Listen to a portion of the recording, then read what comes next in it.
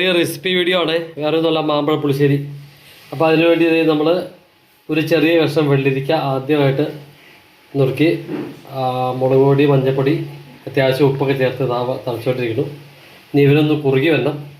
അതിൻ്റെ ഇടയ്ക്ക് നമ്മൾ 2 പാക്കറ്റ് തൈരാട്ടോ എടുത്തു വച്ചിട്ടുണ്ട്. അതേപോലെ തന്നെ മാമ്പഴം ഒരു 5-6 മാമ്പഴം ഉണ്ട് എടുത്ത് വെച്ചിട്ടുണ്ട്. പിന്നെ അതൊന്ന് കുറുകി വരട്ടെ, വറ്റി വരുന്നുണ്ട്. അപ്പോഴത്തേക്കും ഈ 6 മാമ്പഴം ഞാൻ ആഡ് ചെയ്യാണ്. ഈ 6 മാങ്ങ കൂടെ അതിലേക്ക് ഇട്ടിരിക്കുന്നു. ഇതിൻ്റെ കൂടെ കുറച്ച് പഞ്ചസാര അല്ലെങ്കിൽ ചെറിയൊരു കഷ്ണം ശർക്കര ചിരവി ഇടണം. പുളിശ്ശേരി അല്ല, എന്തായാലും ചെറിയൊരു മധുരമൊക്കെ വേണം. അപ്പോൾ നമ്മുടെ പുളിശ്ശേരി അങ്ങനെ റെഡി ആയിക്കൊണ്ടിരിക്കുകയാണ്. അപ്പോൾ നമ്മൾ മാമ്പഴം ആദ്യം ഒരു കഷ്ണം വെള്ളരിക്കയിട്ട് ചെറുതായിട്ടൊന്ന് വേവിച്ച് റെഡിയായി ആ വെള്ളം ഒരു 1.5 കപ്പ് വെള്ളമാണ് നമ്മൾ ഒഴിച്ചത്. ചെറിയൊരു കഷ്ണം വെള്ളരിക്ക എടുത്തോളൂ, കാരണം മെയിനായിട്ട് ഇതിൻ്റെ ഒരു ഇൻഗ്രീഡിയൻ്റ് എന്ന് പറഞ്ഞാൽ മാമ്പഴം ആയതുകൊണ്ട് തന്നെ ചെറിയൊരു കഷ്ണം വെള്ളരിക്ക എടുത്തിട്ടുണ്ടായിരുന്നുള്ളൂ. അത് ഇപ്പോൾ അതിൽ ഏതാണ്ട് റെഡിയായി. അത് കഴിഞ്ഞ് നമുക്ക് അതിലേക്ക് മാമ്പഴം ഒരു 6 മാമ്പഴമാണ് ഇട്ട് കൊടുത്തിരിക്കുന്നത്. അപ്പോൾ അത് ഏതാണ്ട് കുറുകി വരുന്നുണ്ട്. ഇപ്പോൾ നമ്മൾ ശരിക്കും തിളച്ച് വന്നിട്ടുണ്ട്. അപ്പോൾ ഏകദേശം ഒരു തെറ്റില്ലാത്ത രീതിയിൽ അത് വെന്ത് വന്നിട്ടുണ്ട്. അപ്പോൾ ഇനി നമ്മൾ ചെയ്യേണ്ടത് എന്താണെന്ന് വെച്ചിട്ടുണ്ടെങ്കിൽ അടുത്തായിട്ട് ഇതിലേക്ക് തേങ്ങ അരയ്ക്കുമ്പോൾ എന്താണെന്ന് വെച്ചിട്ടുണ്ടെങ്കിൽ വെണ്ണ പോലെ അരയണം എന്നാണ് പറഞ്ഞത്. പുളിശ്ശേരിക്ക് പ്രത്യേകിച്ചും നമ്മൾ തേങ്ങ അരയ്ക്കുമ്പോൾ മോര് ഒഴിച്ച് കൂട്ടാൻ തേങ്ങ അരയ്ക്കുമ്പോൾ അത് വെണ്ണ പോലെ അരയണം എന്നാണ്. ഏതായാലും തെറ്റില്ലാത്ത രീതിയിൽ ഞാനത് അരച്ചെടുത്തിട്ടുണ്ട്. അതും കൂടെ അങ്ങ് ആഡ് ചെയ്ത് കൊടുക്കുകയാണ് ഇപ്പോൾ ഇതിലേക്ക്. അപ്പോൾ ഒരു പ്രത്യേക ഒരു കളറിലേക്ക്, അതായത് ഒരു മഞ്ഞ ഒരു കളറാണ്, ഒരു രസകരമായിട്ടുള്ള നമ്മുടെ മാമ്പഴ കൂട്ടാൻ്റെ ഒരു കളറിലേക്ക് ഇത് വന്നിട്ടുണ്ട്. ശരിക്കും ഒന്ന് ചൂടായതിന് ശേഷം ഇത് ശരിക്കും വറ്റി വരുന്ന സമയത്ത് വേണം ഇതിലേക്ക് മോര് ഒഴിച്ചു കൊടുക്കുന്നതിനായിട്ട്.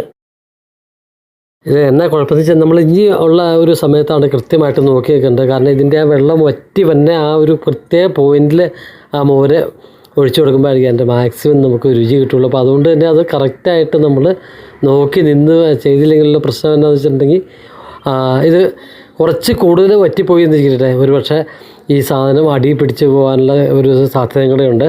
അപ്പോൾ അതുകൊണ്ട് ഈ ഒരു സമയത്ത് നമ്മൾ കൃത്യം ആഡ് ചെയ്ത് കൊടുത്തിരിക്കുകയാണ്. ശരിക്കും ആ തിളച്ച് വെള്ളം ഏതാണ്ട് ഓൾമോസ്റ്റ് മുഴുവൻ വറ്റി ആ സമയത്ത് തന്നെ കറക്റ്റായിട്ട് നമ്മൾ അതിലേക്ക് ആ മോര് ഒഴിച്ച് കൊടുത്തിരിക്കുകയാണ്. അപ്പോൾ ഇനി ഇതൊന്ന് ജസ്റ്റ് തിളച്ച് കിട്ടുക എന്ന് വെച്ചിട്ടുണ്ടെങ്കിൽ അത് ഞാൻ കാണിച്ചു തരാം. കാരണം എന്താണെന്ന് വെച്ചിട്ടുണ്ടെങ്കിൽ ഇത് തിളച്ച് പൊട്ടാൻ നിൽക്കരുത്. ചെറിയ കുമ്പളകളായിട്ട് തിള വരുമ്പോൾ തന്നെ നമ്മൾ തീ ഓഫ് ചെയ്തോളണം. കാരണം ഇത് തിളച്ച് പൊട്ടിയില്ലോ എന്ന് നമ്മൾ ഒരു കാരണവശാലും നമ്മൾ വിചാരിക്കേണ്ട കാര്യമില്ല. കാരണം വെച്ചാൽ ഇതിൻ്റെ ഒരു പാകം എന്ന് വെച്ചിട്ടുണ്ടെങ്കിൽ ആ ഒരു സമയമാണ്. അപ്പോൾ ചെറിയ കുമ്പളകളായിട്ട് ചെറിയ രീതിയിൽ ഇങ്ങനെ പൊങ്ങി വരുന്നത് കണ്ടില്ലേ, അത് വന്നു തുടങ്ങിയിട്ടുണ്ട്. അപ്പോൾ അതായത് കാണിക്കുന്ന സംഭവം എന്താണെന്ന് വെച്ചിട്ടുണ്ടെങ്കിൽ പ്രത്യേകിച്ചും ഈ മോര് കറിക്ക് നമുക്ക് ഇങ്ങനെയാണ് ഇത് ചെയ്യേണ്ടത്.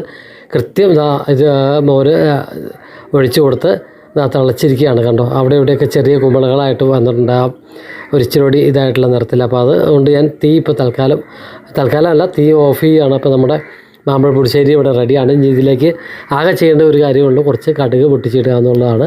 അപ്പോൾ അതുകൊണ്ട് കഴിച്ചിട്ടുണ്ടെങ്കിൽ അടിപൊളി ഒരു മാമ്പഴ പുളിശ്ശേരി ആയിരിക്കും.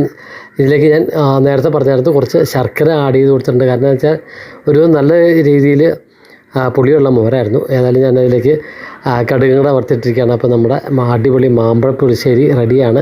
ഇനിയിപ്പോൾ ഇതിനൊപ്പം നമ്മൾ സാധാരണ ബീട്രൂട്ട് തോരനും കൂടെ ഉണ്ടെങ്കിൽ അടിപൊളിയായിരിക്കും. അതുകൊണ്ട് ബീട്രൂട്ട് തോരനും പ്രത്യേകിച്ച് പറയേണ്ട ആവശ്യമില്ലല്ലോ, ബീട്രൂട്ട് തോരനൊക്കെ എല്ലാവർക്കും ഉണ്ടാക്കാൻ അറിയാമല്ലോ അല്ലേ. അപ്പോൾ ആ ബീട്രൂട്ട് തോരനും കൂടെ റെഡി ആയിരിക്കുകയാണ്. അപ്പോൾ ഇത് രണ്ടുമാണ് ഇന്ന് നമ്മുടെ ഉച്ച ഊണിനുള്ള ഒരു കറികൾ എന്ന് പറഞ്ഞത്. അപ്പോൾ താങ്ക് യു.